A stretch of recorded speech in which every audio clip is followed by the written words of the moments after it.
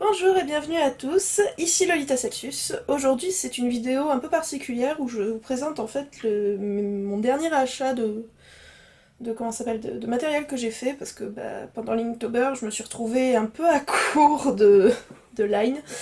Donc j'ai décidé de faire cette vidéo pour vous montrer ce que j'avais pris et surtout vous montrer qu'il y a d'autres alternatives possibles à certains grands sites internet qui parfois gonflent facilement leur prix. Je suis tombée en fait dessus sur cette boutique par un post sponsorisé par Facebook. Donc, comme vous le savez, souvent Facebook vous met, selon ce que vous aimez, ce que vous recherchez principalement sur Internet, vous cible par rapport à la sponsorisation. Et des fois, bon, c'est clairement de la merde. Et pour le coup, là, non. J'ai été assez surprise. Alors, le site s'appelle matérieldemangaka.com. Il est tenu par un Français, d'après ce que j'ai compris, qui vit au Japon et qui fait lui-même en fait les commandes sur son temps libre. Bien que la boutique est déclarée et tout, hein, donc c'est une activité complémentaire au travail qu'il fait là-bas.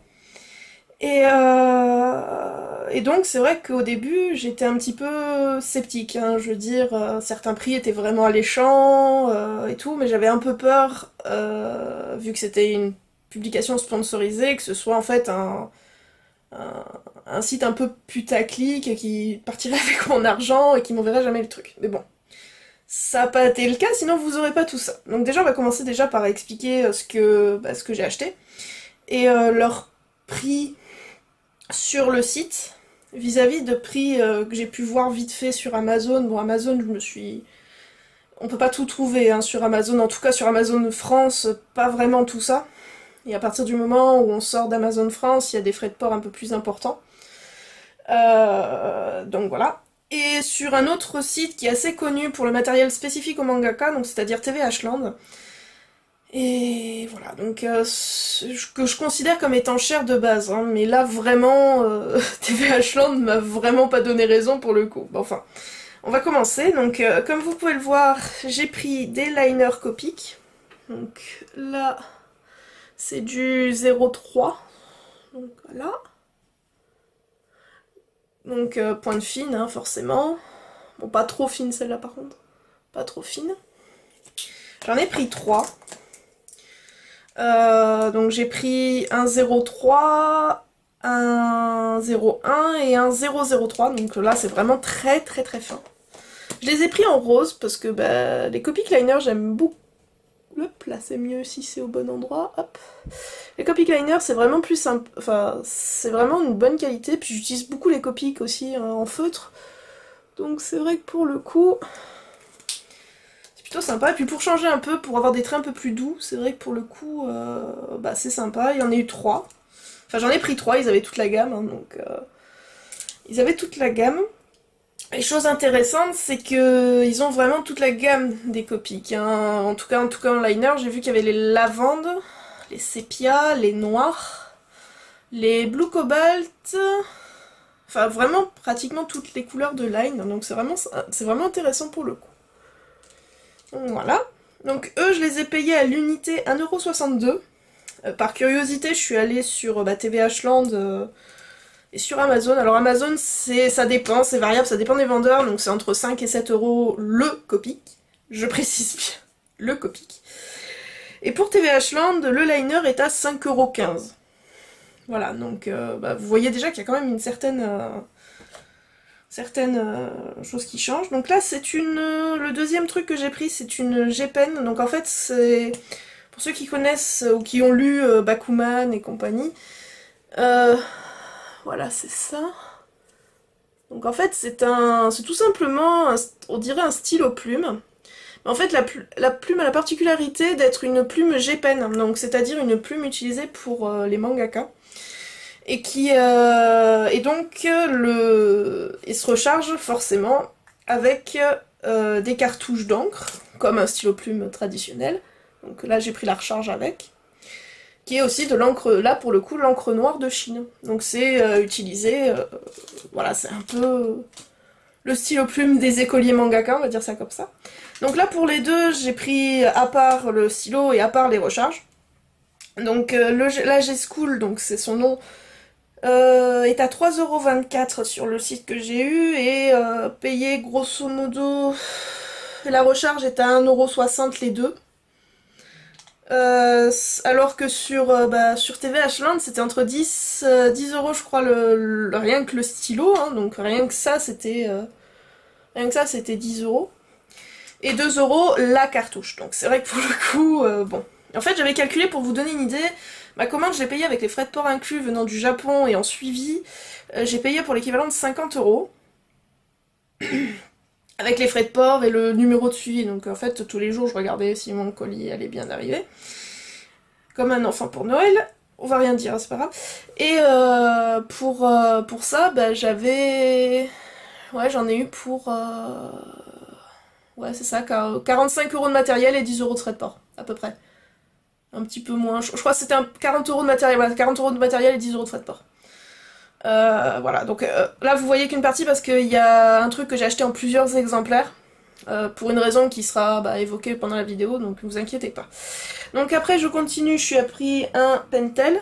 Donc ça c'est assez sympa, c'est des pinceaux, en fait des pinceaux encre. Donc l'encre c'est là-dedans. Et ils sont rechargeables, donc dès qu'on va faire de l'encre de Chine ou pour les aplats et compagnie, c'est vachement pratique. Donc là j'ai pris, ou même pour les lines hein, d'ailleurs. Donc là j'ai pris une pointe fine, donc ça c'est la pointe fine. Qui est d'ailleurs facilement repérable dans la trousse grâce au fait qu'elle soit bleue, donc ça c'est plutôt pas mal. Et la même chose en pointe mais moyenne, donc un peu plus grosse, comme vous pouvez le voir. Voilà. Donc là aussi c'est pratique aussi parce que ce genre de stylo, une fois qu'il est vide, plutôt que de le jeter, en fait on a juste à... Voilà, je vais peut-être pas le faire, mais grosso modo on a juste à... Les japonais font à l'envers.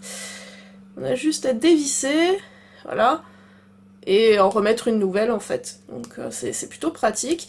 Il en existe aussi de couleurs, j'en avais vu vite fait. Donc ça peut être sympa aussi pour ceux qui aiment bien l'encre de couleur. Voilà, donc là les deux étaient... Alors le plus petit, donc pinceau fin, les deux étaient à 4 €. Donc voilà, donc 4 € chacun. Donc voilà, donc le seul truc que j'ai du mal, c'est pour l'ouvrir, en fait, faut pas faire comme nous en France, il faut le faire à l'inverse. Donc voilà. Là où nous, pour ouvrir quelque chose, on fait dans le sens des aiguilles d'une montre, et pour fermer, on fait dans le sens inverse, là c'est l'inverse. Donc c'est assez perturbant au début, je pensais que j'y arriverais pas. Mais au final, non, ça va, donc y a pas de souci. Donc voilà, donc ça c'est pratique pour faire les aplats de noir, pour faire les cheveux. Et pour faire aussi, tu peux faire des dessins carrément avec ça, hein, donc y a pas de souci non plus. Et c'est de l'encre de Chine dedans, donc c'est de la marque Pentel. On les trouve aussi sur Amazon et sur TVH Land. Pour le coup, sur TVH Land, ils sont à l'unité 12 €. J'ai eu mal hein, dès que j'ai regardé. Et sur Amazon, c'était à peu près 5 à 7 €, donc là aussi ça reste un peu plus abordable. C'est un peu plus dans l'ordre de prix que j'avais pris là, donc c'est-à-dire 4 € et des bananes. Là j'ai pris des... Alors je les ai pas encore ouverts, mais c'est des... je vais les ouvrir là. C'est des pinceaux à réservoir. Donc, comme vous le savez, je fais souvent mes commissions à l'aquarelle. Et dès que je suis en convention et tout, avoir son petit pot d'eau et ses pinceaux, c'est pas forcément le meilleur truc à faire. Enfin, c'est le meilleur moyen d'en foutre de partout. Et donc, en fait, il existe ce genre de pinceaux qui ont en fait la particularité d'avoir un réservoir que l'on remplit d'eau. Et le fait de les remplir d'eau, ça te permet de diluer toi-même en fait ton aquarelle et de pouvoir utiliser l'eau en jouant au flux. Donc là c'est des Kuretake, donc c'est la même marque que les aquarelles que j'ai d'ailleurs. Les aquarelles qui sont d'ailleurs excellentes, hein, je vous les montrerai aussi à l'occasion. Donc là j'ouvre le deuxième. Là les prix étaient différents selon la version que je prenais. Donc en fait j'ai pris un petit et un moyen, un fin et un moyen. Donc là c'est le fin. Et le moyen est ici. Hop. Donc voilà. Vous voyez bien qu'il y a une différence quand même de taille. Voilà. Et ceux-là, je les avais pris parce que j'en ai des réserves, des pinceaux à réservoir, j'en ai. J'en ai deux autres. Et comment vous expliquer, c'est... Ils sont très bien, il n'y a pas de souci, mais en fait, à force d'être utilisés à tout le temps, ils commençaient à s'user un peu, donc ils sont encore vachement utilisables, ça y a pas de souci, mais ils sont moins précis, en tout cas pour la pointe du fin, ça devient un peu moins précis, donc forcément j'ai décidé de changer, on va dire. Et le dernier truc que j'ai pris, c'est carrément un set. Donc là, c'est un set de Line Pico, Neo Pico. Donc Neo Pico au Japon, c'est ceux qui font... C'est sous la marque Dilator aussi, si je dis pas de bêtises. Ils font... Ouais, c'est ça, c'est sous la marque Dilator. Donc c'est ceux qui font les Neo Pico, donc c'est-à-dire les feutres à alcool Neo Pico. J'en ai quelques-uns, je vous les montrerai peut-être à l'occasion. Ils font les liners, ils font aussi, vu que c'est Dilator, les encres de mangaka, le matériel de mangaka, ils font aussi des petites boîtes surprises aussi qui sont sympas. C'est des petites boîtes starter pack pour ceux qui veulent commencer, donc dedans normalement il y a du papier, quelques trames. Normalement il y a aussi, bah, justement, pince... comment on appelle ça, encre, il y a de l'encre, il y a un porte-plume et des plumes, etc., etc. Donc en fait ils font un peu de tout hein, au Japon, niveau mangaka. Et donc j'ai pris chez eux un set de line, donc un peu comme les Sakura Micron qu'on trouve à Cultura, bon, dans toutes les bonnes voilà. Donc là j'ai pris le set B, donc c'est-à-dire ceux qui ont du 1, du 0,5 et du 0,2 et une pointe pinceau. Donc j'en montre quelques-uns. Bon, j'ai un peu triché, hein, je les ai déjà testés, hein, parce que bon, fallait quand même vérifier si tout était ok. Voilà, donc ils sont au nombre de 5 dans le paquet. Et le paquet en lui-même m'a coûté, si je dis pas de bêtises, 7 euros. C'est ça, 7 euros. Donc bah, pour avoir 5 liners, pour ceux qui connaissent pour les Sakura Micron, je crois que les Sakura Micron sont largement plus chers. Enfin, la dernière fois que j'en ai acheté, ça c'est un moment. Je crois que le set en lui-même était pratiquement à 15. Mais je dis peut-être une bêtise, donc si c'est le cas, voilà. Mais je sais que pour avoir vu le prix de ceux-là, par contre, sur TVH Land, ils sont à 17 euros, et là, ils sont en promo, donc ils sont passés à 14,50, donc c'est vrai que pour le coup, la promo de ouf. Donc voilà, donc, et par contre, ce qui est bien, c'est que bah, c'est pas une petite pochette, comme souvent on a chez Sakura Micron. C'est vraiment plus solide, donc c'est vrai que pour l'ouvrir, c'est plus sympa. Puis t'en mets moins de partout, quoi. Voilà, donc c'est vraiment plus intéressant. Enfin, moi j'aime bien, parce que ça évite d'en foutre de partout. Même si à la fin ils vont finir forcément dans une trousse, hein, mais bon, voilà. Voilà, et le dernier truc que j'ai pris, alors là j'en ai pris vraiment beaucoup, donc c'est pour ça, en fait c'est ça c'est ce truc qui a coûté le plus cher, c'est un shikishi. Donc en fait les shikishi au Japon sont des cartons, des papiers cartons, papier derrière avec un joli carton et un contour doré, auquel on fait généralement des dédicaces. Donc souvent... il y a des shikishi qui sont donnés souvent à la Japan Expo ou des trucs comme ça pour faire dédicacer ou avec des impressions dessus, etc. Mais en vrai, en général, ils sont blancs comme ça. Et bah, l'auteur dessine dessus et fait sa petite dédicace à côté. Et voilà, donc ça c'est un truc très joli et très qualitatif en fait comme papier. C'est pas juste un bête papier ou un truc comme ça. Donc c'est vrai que pour le coup, voilà. Et celui-là, je l'ai payé, alors c'est à l'unité, les feuilles sont à l'unité, ce qui est normal vu que c'est quand même de la qualité. C'est normalement 1,30 €. Ouais, c'est ça, 1,30 €. Et pour avoir regardé aussi sur TVH Land, parce que c'est le seul endroit où ils en vendent, j'ai pas trouvé sur Amazon. Dès qu'on marque Shikishi, on tombe sur tout, sauf des Shikishi. C'est à l'unité, c'est 3 €. Donc déjà pratiquement le double de ce que j'ai. Et les 5, c'est 9 €, parce que là c'était en promo, mais sinon normalement c'est à 15 €. Donc vous voyez à peu près le principe. Je suis pas là pour descendre TVH Land, hein, mais c'est vraiment pour vous montrer qu'il y a possibilité de trouver des fois des boutiques qui sont un peu moins chères que les plus grosses connues. Ça marche aussi pour le Géant des Beaux-Arts, ça marche aussi pour Dalbe, ça marche pour pas mal de trucs. Par exemple, moi mes Copics, je les achetais absolument pas au Géant des Beaux-Arts, parce que déjà en Belgique, ils ne livrent que sur devis. Et donc j'avais trouvé un site qui fait copicmarker.com, si je dis pas de bêtises. C'est tenu par des Flamands, donc le site est en français, ouais, sur français, ouais, en français, un peu Google Translate des fois, mais bon, on va dire en français. Et franchement, les prix étaient vraiment peu chers. Pour vous donner une idée, pour les Copics Ciao, donc c'est-à-dire ceux-là, donc ceux avec point de pinceau et point de biseauté. Grosso modo, ceux-là, je pouvais les payer 3 €, entre 3,50 € unité, je crois que c'était 3,50 € unité chez eux. Alors que sur le Géant des Beaux-Arts, sauf s'il y a promotion, il tourne entre 4,50€, 5€. S'il y a des promos, bon là, mais forcément ça part très vite d'assaut, hein, faut pas se leurrer. Voilà. Et par contre, ce qui est bien avec... j'ai pas osé en commander parce que j'en avais pas forcément énormément besoin à ce moment-là. Mais comment ça s'appelle sur matériel de mangaka, ils font aussi des copics à la demande. Donc en fait, si vous connaissez à peu près le chart de copic, donc c'est-à-dire vous allez sur internet, vous marquez copic nuance et nuon et le nom de la nuance. Vous allez avoir en fait la liste de toutes les... selon le type de copie que vous prenez, donc il y a ceux-là, il y a les sketchs, il y a les gros aussi, enfin bon, voilà, il y a plusieurs versions. Selon les copies, vous pouvez demander en fait la couleur que vous voulez. Et en fait, il vous les prend, et normalement sur le site, d'après ce que j'ai vu, ils sont quand même à 1,60€ unité pour les copies de Chao, donc peut-être que je pense que je vais faire une commande chez eux. Pour la livraison, comme je vous ai dit, j'ai dû attendre 1 semaine et demie, je crois, à tout péter. Sachant qu'il fait en fait les colis le week-end, forcément. Ils partent le lundi matin. Et j'ai eu... Ouais, j'ai vraiment pas attendu longtemps, hein. Il m'a fallu genre... Ouais, je vous dis... Enfin, moins de 15 jours. Apparemment, ça peut prendre entre 15 et 1 mois pour arriver.